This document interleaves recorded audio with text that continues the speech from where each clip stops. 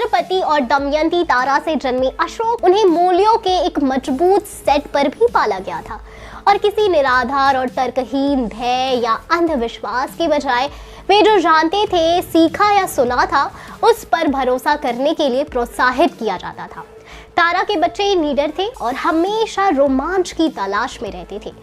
अपनी उम्र के अधिकांश बच्चों के विपरीत जो अधिक डरपोक होते थे, अपने घर से स्कूल जाने के रास्ते में तारा बंधुओं ने एक कब्रिस्तान के माध्यम से एक शॉर्टकट लिया, जबकि अधिकांश अन्य बच्चे या तो इस मार्ग से जाने से डरते थे या जल्दी से वहां से गुजरते थे।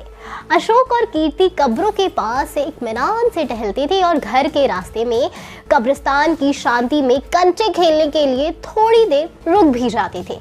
इसी निडरता और होशियारी की वजह से वो मेजर बने। मेजर अशोक तारा, उम्र 29 साल, भारत और पाकिस्तान की जंग अपने आखिरी पलों में थी। पाकिस्तान हार मान चुका था और भारत के शौर्य की गाथा लिखी जानी थी। दूसरी तरफ बांग्लादेश का प्रथम परिवार या फादर ऑफ बांग्लादेश शेख मुजीबुर रहमान का परिवार अभी भी पाकिस्तानी सैनिकों की गिरफ्त में था। शेख मुजीब के परिवार को 12 पाकिस्तानी सैनिकों ने बंधक बना रखा था। शेख मुजीब का परिवार ढाका के धनमोंडी नाम के इलाके में था और जो भी उस घर की तरफ जाता, पाकिस्तानी सैनिक उन पर हमला कर देते। ऐसे में अशोक तारा ने अपने हथियार सैनिकों को दिए और निडर होकर पाकिस्तानियों के सामने चले गए। अशोक तारा बताते हैं कि पाकिस्तानी सैनिक पंजाबी में गालियां दे रहे थे और चिल्ला रहे थे। अशोक तारा खुद पंजाबी थे, इसलिए वो सब समझ रहे थे। इसी बीच मेजर अशोक तारा ने पाकिस्तानियों से कहा कि पाकिस्तान की सेना ने सरेंडर कर दिया है, लेकिन पाकिस्तानी मानने को तैयार नहीं थे। इसी बीच एक हिंदुस्तानी हेलीकॉप्टर ऊपर से उड़कर गया। अशोक तारा ने फिर पाकिस्तानियों से पूछा कि कभी ऐसे हिंदुस्तानी हेलीकॉप्टर अपनी सरजमी पर देखा है। तब जाकर पाकिस्तानी सैनिक माने और कहा कि हम अपने सीनियर अधिकारियों से पूछेंगे। पाकिस्तानी अभी पीछे हटने को तैयार नहीं थे। मेजर अशोक को डराने के लिए पाकिस्तानियों ने आसपास के घरों पर फायरिंग की, लेकिन मेजर अशोक निडरता के साथ खड़े रहे। पाकिस्तानियों को डराने के लिए मेजर अशोक ने कहा कि देखो, अगर तुम देर करोगे तो किसी भी वक्त मुक्ति बाहिनी और इंडियन आर्मी के लोग आएंगे और तुम्हें मार देंगे। पाकिस्तान में जो तुम्हारा परिवार है उससे मिल नहीं पाओगे और तुम्हारे शरीर का क्या होगा ये तुम सोच लो। अब पाकिस्तानी थोड़े सहम गए और ये समझने लगे कि हो सकता है मामला गड़बड़।